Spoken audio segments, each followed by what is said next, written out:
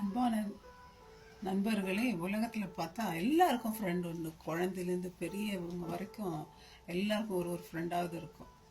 ஃப்ரெண்டுக்கிட்ட நம்ம ரொம்ப சீக்ரெட்டெல்லாம் வெளிப்படுத்துவோம். மற்றவங்ககிட்ட யார்கிட்டையும், ஈவன் அப்பா அம்மா ரொம்ப க்ளோஸாக இருந்தால் கூட அவங்ககிட்ட சொல்ல மாட்டாங்க. அதே மாதிரி ஃப்ரெண்ட்ஸ்க்காக எதுவும் செய்வாங்க.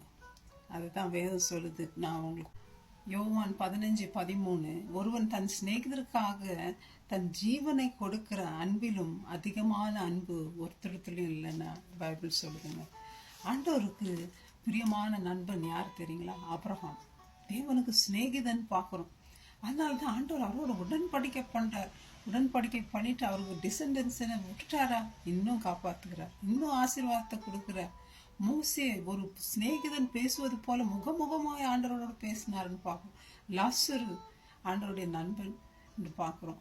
மரித்தவரிலிருந்து அவரை உயிர்த்தெழுந்தாருன்னு பார்க்குறோம். மகதலேனா மரியாள், oh my God, she poured oil on Jesus. ஆண்டவரை முத்தம் செய்த ஃப்ரெண்டு ஆண்டவருக்கு. அதே முத்தத்தினால காட்டி கொடுத்த யூதாஸ் காரியோத் ஆண்டவர் நண்பனே என்றார்.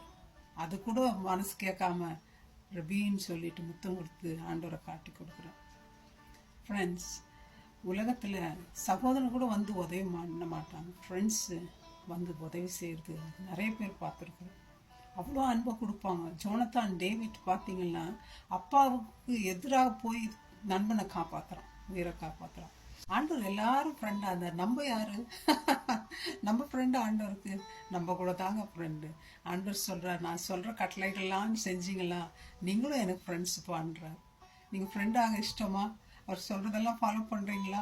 அது மாத்திரம் இல்லை, ஆண்டவர் என்னன்றார், அவர் டிசைபிள்ஸ் எல்லாம் ஃப்ரெண்ட்ஸுன்றார். ஆண்டவர் பிதா அவருக்கு வெளிப்படுத்தின எல்லா சீக்கிரட்டையும் நமக்கு வெளிப்படுத்திட்டாரா? ஸ்நேகத்தை தான் நம்ம மனசெல்லாம் வெளிப்படுத்துவோம். அந்த மாதிரி இயேசு கிறிஸ்து எந்த மறைவும் வைக்காம நம்மக்கிட்ட ஃப்ரெண்டு மாதிரி பழகிறான்றார். அதனால தாங்க கால்களை கழுவினார், சீஷர் கால்களை. ஒரு எஜமானன் இருந்தால் கழுவிக்க மாட்டாங்க, அவ்வளோ தாழ்மையா. ஆண்டவர் நான் நண்பன்டா உனக்கு என்றாரு. அந்த அன்பு வேண்டாங்களா? அந்த அன்பை உதறி தள்ளிட்டு போகிறீங்களே நண்பனே, கொஞ்சம் திங்க் பண்ணி பாருங்க. உயிரை கொடுக்கறதுல நண்பனுடைய அன்பை போல உலகத்தில் இல்லைன்னு வேதம் சொல்லு. அதனால தான் இயேசு கிறிஸ்து தன்னையே தியாக பலியாக நமக்கு கொடுத்தாருங்க, நம்ம சாகிறதுக்கு பதிலாக. காப்பாத்துறேன், என்னுடைய வலது கருத்துனாலும் உன்னை தாங்க, உன்னுடைய வீக்னஸில் என்னுடைய ஸ்ட்ரென்த் போதுமா இருக்கும்னு சொல்கிறாரு. நம்ம நம்புறோமா? அதனால தாங்க அவர் பரலோகத்துக்கு போகும்பொழுது கூட, நான் உனக்கு தனியாக விட்டுட்டு போகலப்பா, நான் உன்னோடு கூட இருக்கிறேன் எப்போ அப்படின்னு சொல்கிறார். இந்த அன்போடு வேற எந்த அன்பாவது இருக்காங்க? அதுதான் அன்னாளுக்கு எல்கானா சொல்கிறாரு, ஏம்மா 10 பிள்ளைகளை அன்பை விட உங்ககிட்ட எவ்வளோ அன்பாக இருக்கிறேன். உனக்கு 2 பாகம், உனக்கு 2 போர்ஷன் கொடுக்குறேன், சாப்பாடு மற்ற எல்லா காரியத்திலையும் இவ்வளோ அன்பு செலுத்துறேன்னு எல்கானா சொல்லும்போது நான் சொல்கிறேன், எப்பா உன் அன்பு உன்கிட்ட இருக்கட்டும், ஆனால் அதை விட அன்பு செலுத்துகிற ஒருத்தர் இருக்கிறார், இயேசு கிறிஸ்து. அவர் தான் என்னை உருவாக்குனார். அவர்கிட்ட தான் நான் போவேன். அவருக்கு டேபர்நாக்கில் தான் போய் ஜெபம் பண்ணுவேன், ஆலயத்தில் போய் அவர்கிட்ட கண்ணீர் விட்டு அவர்கிட்ட பேசிட்டு இருக்கான். ஆனால் என்ன ஒரு அன்பு ஆண்டவர் மேலே. ஃப்ரெண்ட்ஸ், நம்ம எந்த மாதிரி மகளேனா மரியாள், oh my God, poured out தண்ணியே ஆண்டவருக்கு கொடுத்தாச்சு. அவர் பாதத்தை முத்தாயிட்டு. நம்ம ஃப்ரெண்ட்ஸ் தான் ஆண்டவருக்கு. என்ன ஃப்ரெண்ட்ஷிப் நமக்கு இருக்குது ஆண்டவருக்கும்? அவர் சொல்கிறத கேட்குறோமா? அவரோடு பேசிகிட்டு இருக்கிறோமா? அவர் பைபிள் படிக்கிறோமா? அவர் பைபிள் படிக்கிறதுனாவே நமக்கு கசப்பாக இருக்குது.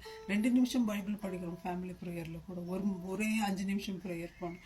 கமான் ஃப்ரெண்ட்ஸ் கிட்ட மணிக்கணக்கில் பேசணுமே ஆண்டவர்கிட்ட பேசுறதுக்கு என்ன? அப்படிப்பட்ட அன்புள்ள தேவன்ட்டு நம்ம இனிமேல் ஃப்ரெண்ட்ஷிப் ஆகும். நம்ம அவரோடத்துல பேசுவோம், சந்தோஷமாக இருப்போம், அவர் ஆசீர்வாதங்களை பெற்றுக்கொள்வோம். May God bless you my friends. Thank you. Bye.